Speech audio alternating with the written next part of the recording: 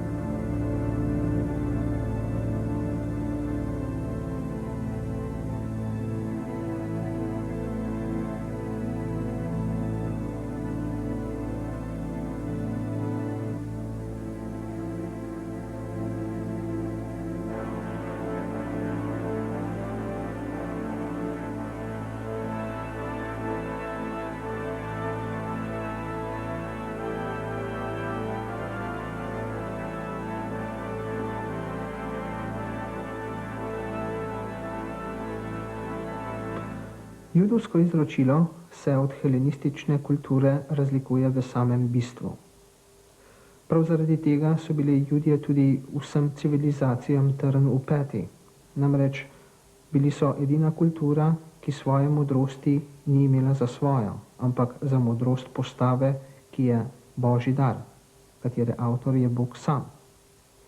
Zvestoba tej postavi je bila temelj njihove kulture.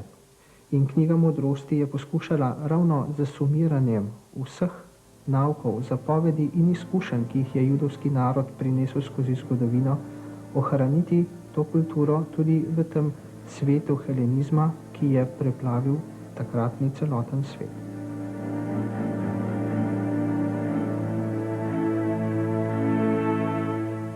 Blesteča in nevenljiva je modrost. Lahko jo vidijo, kateri jo ljubijo, in jo najdejo, kateri jo iščejo. Prej, ko po njej hrepene, se da spoznati. Kdor se zgodaj ozira po njej, se ne bo utrudil. Našel jo bo sedečo pri svojih vratih. Kajti razmišljanje o njej je popolna razumnost, in kdor zaradi nje bedi, bo kmalu brez skrbi. Sama hodi okrog in išče te, ki so jo vredni. Dobrohotno se jim pokaže na njih potih in jim pri vsaki misli pride naproti. Zakaj njen začetek je resnično hrepenenje po pouku? Skrb za pouk pa je ljubezen. Ljubezen pa je spolnjevanje njenih zapovedi. Spolnjevanje zapovedi pa je zagotovitev nesmrtnosti. Nesmrtnost pa pripelje v božjo bližino. Hrepenenje po modrosti torej vodi k kraljevanju.